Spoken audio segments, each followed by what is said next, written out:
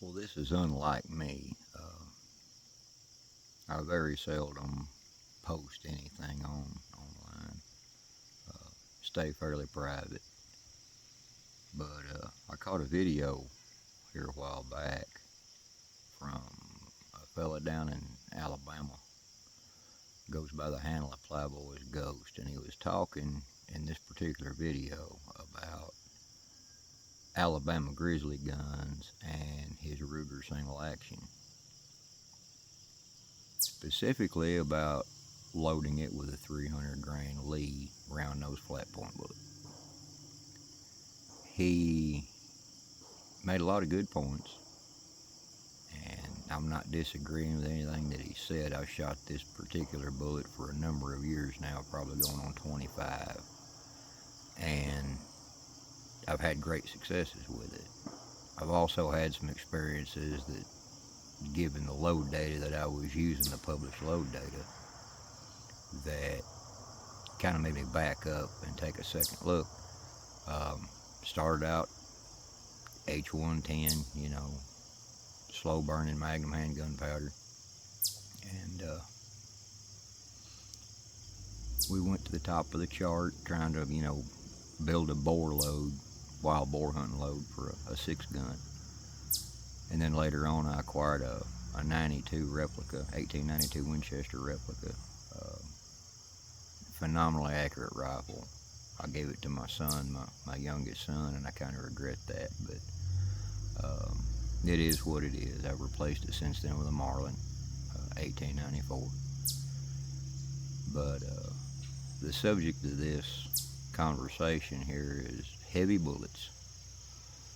Everybody in the rifle world and in the self-defense semi-automatic handgun world just raves about velocity and hydrostatic shock. And we commented, a few of us did, on Plowboy's video about, hydrostatic shock. In a high intensity rifle round, it's there to make it work, but in a six gun, I believe you're better served with a heavy, moderate velocity bullet. I've got a couple things here to share. If it'll focus on this. This is a 45 Colt with a 300 grain Lee. Actually, it's 308. 300 grain Lee hard cast bullet. This is after I get done customizing them for hunting whitetail here in Kentucky. It takes a phenomenal bullet and load and makes it pretty much on deer a handheld missile strike. This is the Lee bullet, lube. It's a gas check design. I haven't been running gas checks lately. Haven't seen the need for it. This is the same bullet fired through seasoned hickory, as is this one. This one's the same bullet that was recovered from a whitetail some years back. Brisket, head-on shot, stopped under the hide on the back of the left ham after shattering the femur. Everybody knows that deer are pretty much, when you hit them in a vehicle, it's a rawhide bag of crowbars, pretty much. This is the same bullet again and same load out of a 1894 Marlin. And just for visuals, this is a perfectly mushroomed 9mm Spear Gold Dot pistol bullet. I'm not going to bank on this one as much as I am this one or this one. Okay. I'm not loading them above the book. I have loaded some in the past that were up there pretty close to the top end, pressure-wise, for a Ruger. And what we do know is that Bill Ruger allowed us to run these loads in a pistol that is pretty much indestructible if you're sane, and tougher than woodpecker lips if you're, you know, not out to just, yeah, it's empty. Um, if you're not out to just, do something completely nutty. I've had this gun since 1998, and I've shot everything through it from cowboy loads and rat shot to these loads that I'm talking about today. People have to understand that just because it's a large caliber bullet doesn't mean that it isn't fallible.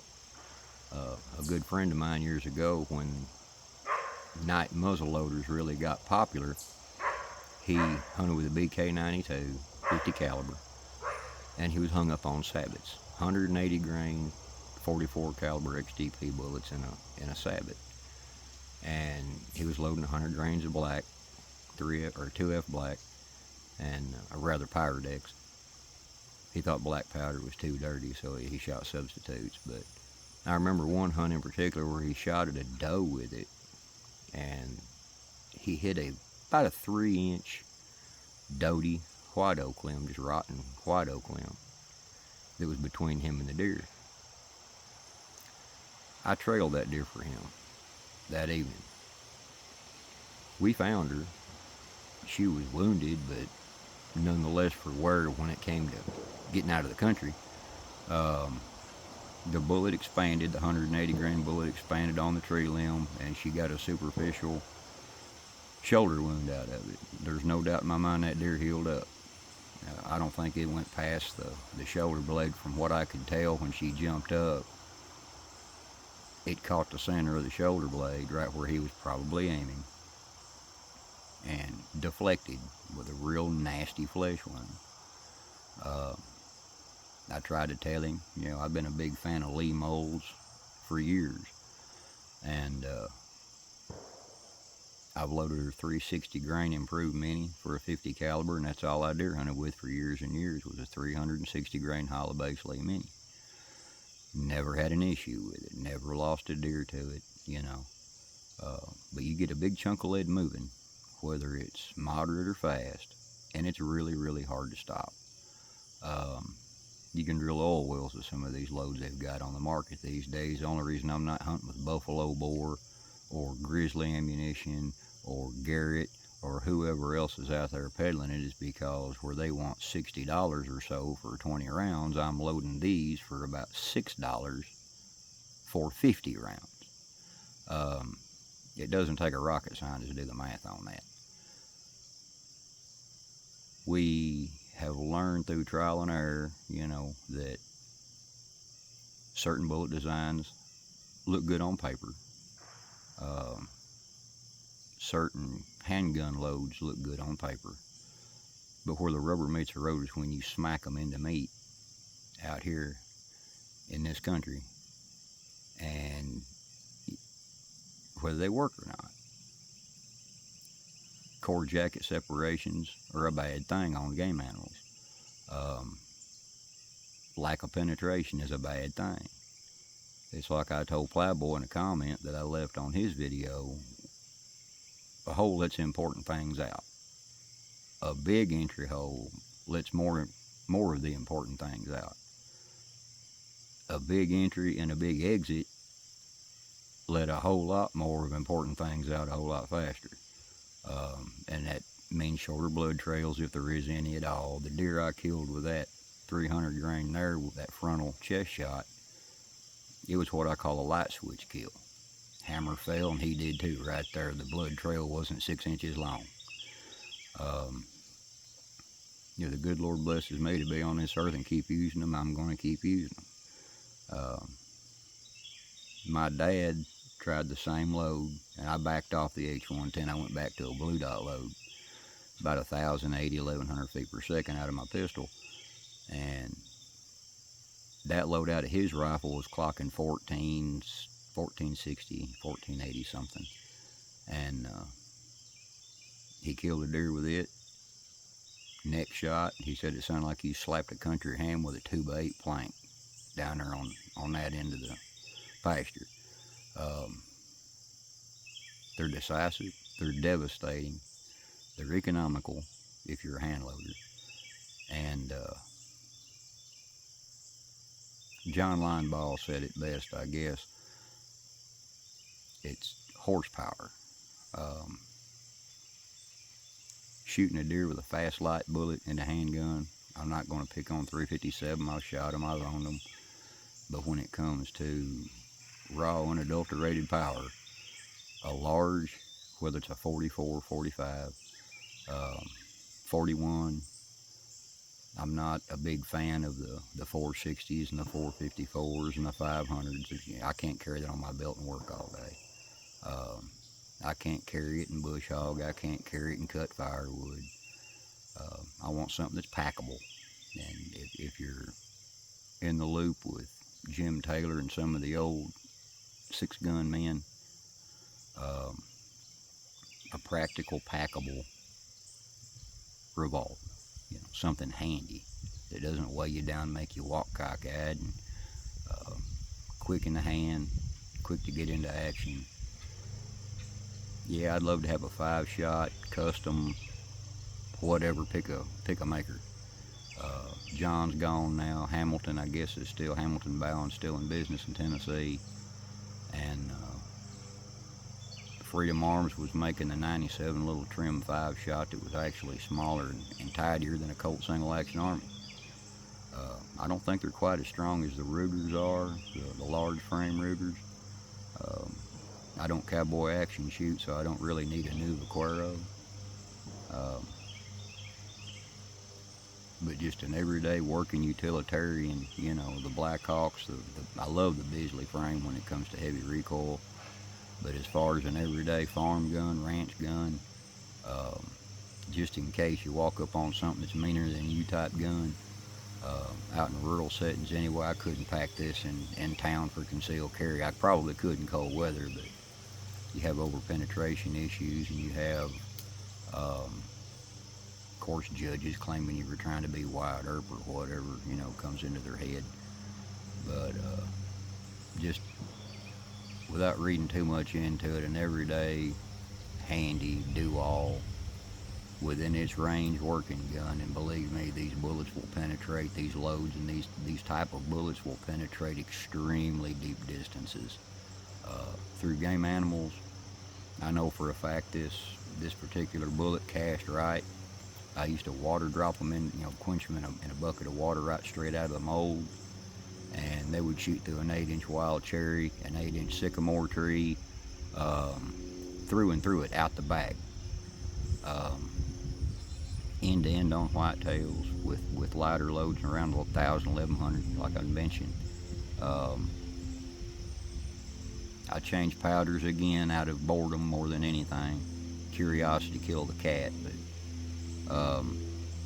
I did work up a load last weekend with 2400 powder, one that I used to load 357 with, and it's published data. The only difference is a couple years ago I reamed the cylinder throats on this particular pistol to 453.1, and after talking to John Linebaugh a number of years ago over the phone, he explained to me that if my gun's set up right, I do not need a custom 5-shot. He was more than happy to build me one if I so chose to have him do that. But he explained to me the physics behind it, and I've read some of his writings, and the pressures with those original H110 loads I started with this gun had to be extremely high. It scared me when I realized how tight the throats actually were. I hadn't studied into any of this with the tight throats coming out of Ruger's factory. But I opened these up to, they were 450 to 451.5, and I opened them all up to 453 with a reamer.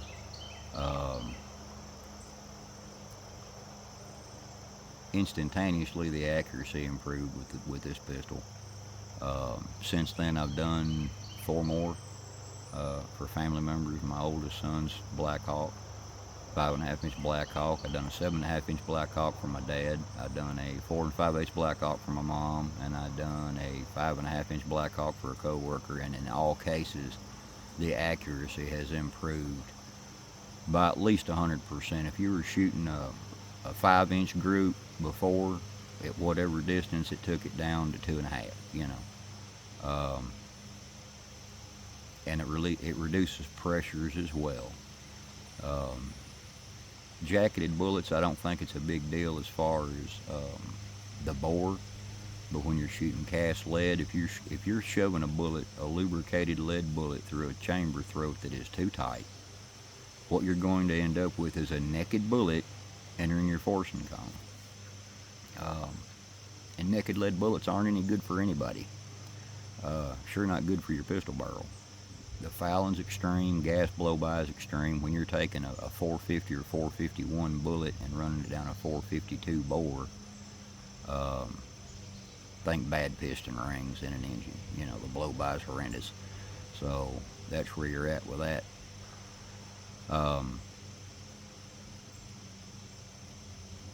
But opening them up, Plowboy's right. If you're shooting a 45 Ruger, check your throats.